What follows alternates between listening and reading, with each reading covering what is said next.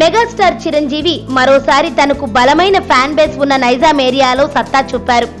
ఆయన రీఎంట్రీ ఇచ్చిన చిత్రం ఖైదీ నెంబర్ 150 అక్కడ రికార్డు స్థాయిలో కలెక్షన్లను రాబడుతోంది.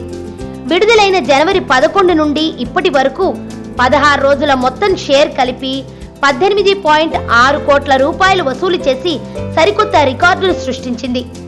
దీంతో ఏపీ తెలంగాణలో కలిపి 73.2 కోట్ల రూపాయల షేర్ రాబట్టింది.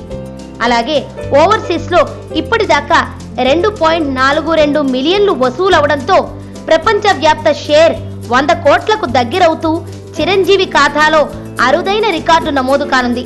ఇకపోతే ఫిబ్రవరి 3 వరకు మరే సినిమాలు విడుదలవ్వకపోవడంతో ఈ కలెక్షన్లు ఇలాగే స్టడీగా సాగే అవకాశం ఉంది. చిత్రం ఇంతటి ఘన విజయం సాధించడంతో చిత్ర యూనిట్ రేపు 28వ తేదీన హైదరాబాదులోని కోట్ల విజయభాస్కర్ రెడ్డి ఇండోర్ స్టేడియంలో భారీ ఎత్తున సక్సెస్ మీట్ ను ఏర్పాటు చేసింది.